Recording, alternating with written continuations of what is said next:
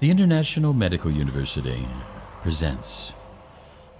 Today's topic is about menopause. You see those hot flashes, the change, as they call it. And it's all about your body changing, because certain parts of the body, such as the corpus luteum, will not be there anymore. So you're not developing the same hormones with the same endocrine organs that you did when you were young. Now the adrenals will be made to take hold of that and work harder, meaning stress is more involved. And if you read in the books, you can read more and more about this, but just how the hormones cycle through that month. But now, after menopause, you see there's a whole different thing, because the corpus luteum no longer exists. The eggs have been spent. And now there's change. And that change depends on the adrenal gland in order to make that change. Because the adrenal gland will be called on to make those hormones. And if it can't, then you can get itchy and bitchy and sweaty and bloaty and sleepy and forgetful and psycho. Because this inability of the body to balance its hormones produces extreme problems in the menopause. And the adrenal glands are there to take over this. But if you are already in a state of hypoadrenia, such as this lady, and if you have all of a sudden had more stress, accumulated stress as per the Chevalier system, then you're going to see that it's going to be very difficult for those adrenals to keep up. And you have hypoadrenia, which makes the menopause even worse and can create mood disorders and other things. The idea is not to really go into different synthetics because they can produce side effects, but we want to try to balance this naturally. We want to try to balance the adrenals naturally and deal with stress naturally. By doing so, we can help you to deal with the system.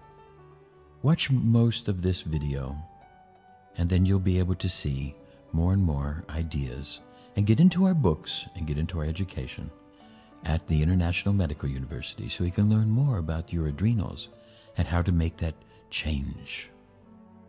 Oh, by the way, smoking is really bad. It's terrible. Give up the cigarettes. It does nothing for you. And if you take 2,000 milligrams of calcium a day, you won't get the weight gain when you stop smoking, by the way.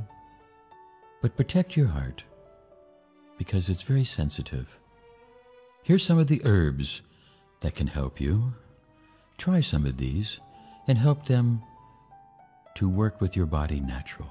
Licorice root, some of the other different things. And here's some other Chinese herbs that can help with the different symptoms associated with the menopausal change in time. You can find lots of natural methods, and always choose the natural methods and try them, and try a different natural method, and try stress reduction, yoga, light exercise. Try these things before you go into anything synthetic. Recognize that all these different herbs are here to help you, and that, as the Bible says, the healing of the nations will come from the leaves of the field. If you eat right, get good nutrition, use herbs as your medicine, use food as your medicine, and protect your heart. A little bit of exercise, yoga, stress reduction. But you have to get rid of some of those foods, like the heavy-duty cheeseburgers and the fats and the different fatty foods. And that change is there to help you. You see, you're changing. In certain ways, you're free.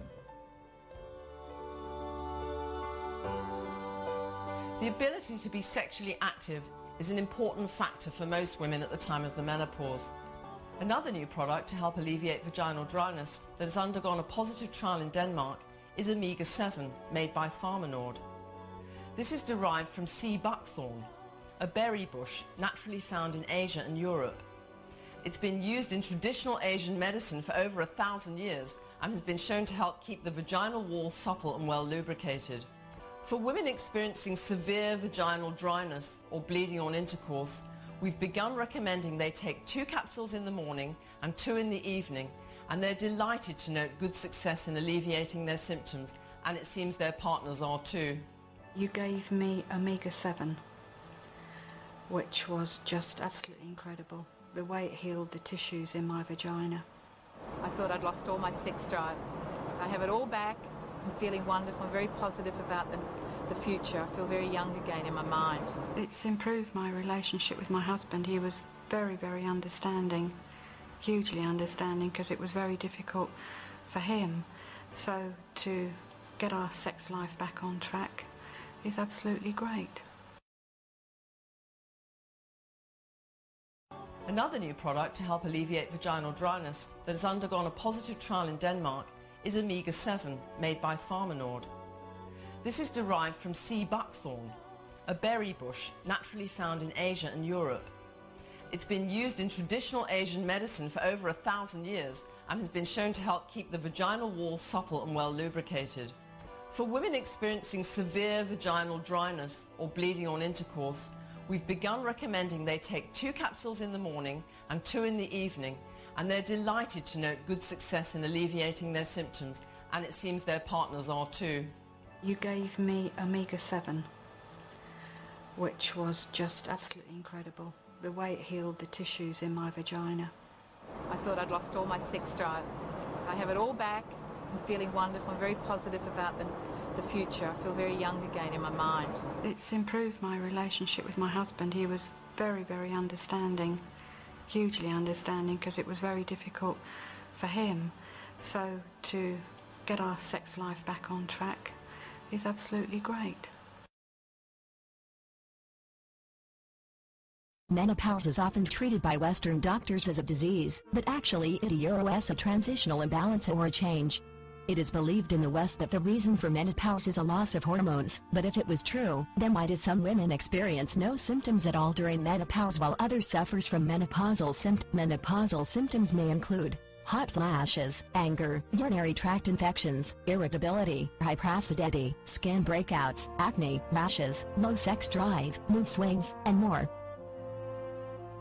In the Ayurvedic tradition of India, still very popular there and becoming more used all over the world, doctors report that women who were eating impure foods containing chemicals, suffered from stress. They already developed imbalance in their bodies. That imbalance becomes clearly visible when women reaches menopausal age, and the women suffer from menopausal symptoms. Women can treat the most disturbing symptoms to find a relief from them. There are some natural products, like Minozac, that bring fast and safe menopause relief. Apart from using such products, a good diet is very important. For hot flashes and mood swings, spicy foods such as chili, cayenne, black mustard seed, vinegar, salty and sour foods should be avoided.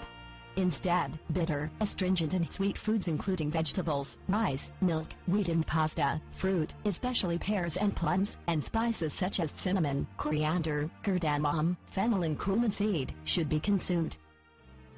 For symptoms like memory loss or vaginal dryness, cooked, warm foods that are low in fat, sweet, sour and salty with a breakfast of cooked apples, prunes and figs to cleanse the digestive system should be eaten.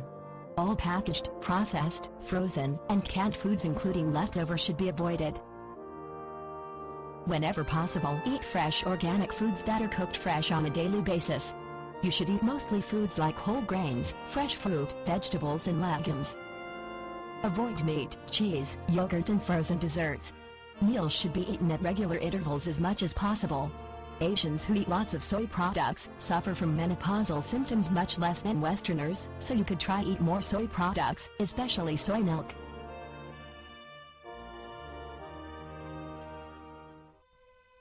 Hey there guys, today I'm going to be showing you how to stop a panic attack in just 5 minutes using a really simple 3-step formula. Now most often a panic attack will hit you at the most inconvenient moment possible, and it's just sort of the nature of the beast. You know, maybe the panic attack will creep up on you slowly through a stressful day, or maybe it will just kind of come out of nowhere and hit you like a ton of bricks. No matter what the scenario, it's rarely going to happen when you're in a calm and soothing environment. Now, in my experience, I'd usually be in the middle of some arbitrary, moderately stressful activity, and phone calls at work became huge anxiety triggers for me. There'd be times where I would have, panic attacks right in the middle of work while I was on the phone or on hold with a vendor or client, and I would just have to immediately hang up. Now for other people, the scenarios may vary, but it can happen at any time. You might be venturing out of your apartment or your house, and in those few hours an attack might just strike in the middle of a grocery store, or while you're crossing the street or something. Also, as you probably already know, the embarrassment from having a panic attack in front of others can really heighten the symptoms of the attack as well. Now, panic attacks, especially for those who are new to them, are extremely frightening. And to put it simply, it can feel like you're going to die. I mean, of course, that's not what's really happening to your body, but many first-time panic attack sufferers will describe the event saying, "It felt like I was dying." And you literally feel that you have no control over your body. Your extremities go numb, your adrenaline is racing, your head is spinning, and really there's a whole host of symptoms that you begin to experience. So let's just quickly go over some of them below. What I'm going to teach you will make a whole lot more sense once you see the symptoms laid out. So as you can see, the symptoms include, hyperventilation, dizziness, lightheadedness, heart palpitations, chest palpitations, dry mouth, the list goes on. And you may not experience every single one of these symptoms, but generally, if you're having a panic attack, your symptoms will fall under this sort of umbrella. Now, what I want to address right away is how closely many of these symptoms correspond to the symptoms of a heart attack. When you're having a panic attack, your chest is pounding. I mean, it feels like your heart is just going to pop right out of your ribs. So immediately, for most panic attack sufferers, they assume that they're having some kind of heart attack, and that leads to that ultimate terror that they're dying. And this downward spiral of fear is what feeds the attack and leads the symptoms to escalate further. So up until now, I've just told you about the chaos of an attack. Excuse me, it'll happen when you don't expect it, at an inconvenient moment. You're not going to understand exactly what's happening to you.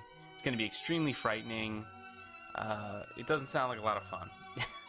So let's get to the heart of the problem and fight back with techniques that actually work. Now, for all the reasons listed here, you'll need to know the panic attack self-defense techniques I'm about to show you. And they're incredibly easy to apply during a panic attack, and they work like a charm in any scenario. So I'm speaking from personal experience here.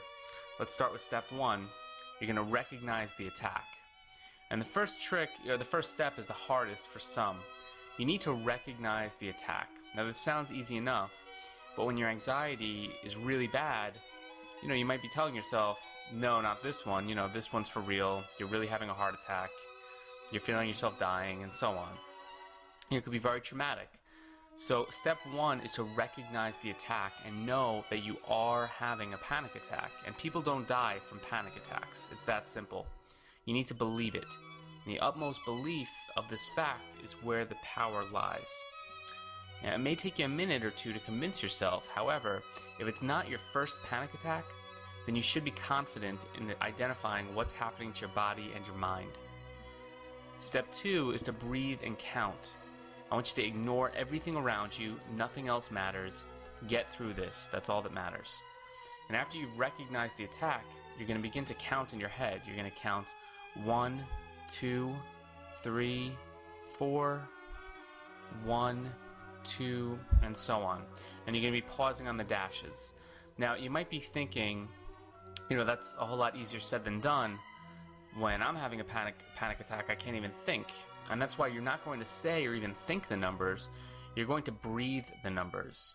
I want you to take a deep breath in through your nose for the 1 and the 2 count, and then take a deep breath out through your mouth for the 3 and the 4 count. And by the way, you can lengthen the count here. The idea here is to take a very deep breath in through your nose and out through your mouth. And you're going to practice this routine for a few minutes a day until it becomes an automated exercise for you. And practicing really helps a lot. If you practice in a controlled environment, when a panic attack does hit, this self-defense mechanism will just seem routine. And also, it's very important, if you are truly hyperventilating out of control, when the panic attack hits, breathing into a paper bag will help you get to the point where you can begin this exercise. And once you've regained some control of your breathing, remove the paper bag and begin the counting technique. When you go into these breathing exercises, you immediately shift your brain's focus from fear into action. and you take control of your body and all the symptoms with this one important step. Now, here's why this step is so important. Remember when I told you, it was important that we lay out all the symptoms in the beginning? Now, you probably are already familiar with the symptoms of a panic attack. That's not why I laid them out. I listed the symptoms to illustrate a very important point. Panic attack symptoms occur as a chain reaction to the offset of breathing that happens in the body. And when a panic attack hits, shortness of breath or hyperventilation kicks in. And the change in oxygen intake is what causes the dizziness and the lightheadedness. When those symptoms kick in, your fear escalates, your body goes into emergency mode, and begins conserving blood flow and circulation of oxygen. And this leads to the numbness in the extremities. And all this time, further panic has been setting in, and your heartbeats have become stronger as your brain reaches a higher sense of urgency. And the symptoms go on, but my main point here is that it all starts with controlled breathing, because these panic attack symptoms occur as a chain reaction to this offset in breathing. So do not overlook your breathing in the fight against panic attacks. It is an absolutely essential tool. Now, step 3 is finding the root cause. And the calming down step is perhaps just as important as step 2. Panic attacks are traumatic. And soon after an attack, your mind catches up to what has just happened, and a real emotional roller coaster may set in. You may begin to question your stability, how capable you are of handling the world around you. If you've had an attack, it's important to contact a therapist or doctor shortly after. Now, don't get me wrong here. I'm not telling you to commit yourself to years of therapy for one panic attack. However, let's just be honest with each other. Panic attacks don't happen without reason. Something triggered the attack. And it could be stress at work, it could be stress in a relationship, it could be a general anxiety disorder. Whatever the cause is, don't ignore it. Find a therapist or doctor you're comfortable with and begin exploring why your attack occurred. And don't be afraid of the answers you might find. Life is far too precious to spend worrying and panicking. Take the time and make the effort to resolve your panic attacks. Don't put it off, do it today. And I want to also invite you, if you've enjoyed this video, I want to invite you to download a free video that I've posted on my website called Anxiety Free Tactics. The video is about an hour long, and it contains 21 other techniques. This was just one technique. It contains 21 other techniques that will alleviate anxiety, stress, and panic attacks, including how to overcome social phobia, dealing with depression, dealing with nighttime anxiety. I'll teach you acupressure points that you can use to relieve stress within minutes. There's just a ton of natural treatments to help you out. So it's got a step-by-step treatment plan, 21 powerful techniques. The techniques will, give you benefits. You'll start benefiting from them in minutes. And obviously it's totally free. And you can get to it by going to my site at www.stop-anxiety-panic-attack.com. Don't forget the dashes. Check it out right now. I hope you guys found this helpful. I'll talk to you soon. Bye-bye. Always remember, you see, it's the control of the breath that helps you to control anxiety and emotions. Anxiety really is when you start chest breathing, and you need deep breathing. And sometimes you need to get that carbon dioxide, you see, because it's the carbon dioxide that stabilizes breath. And sometimes you feel that heavy-duty anxiety.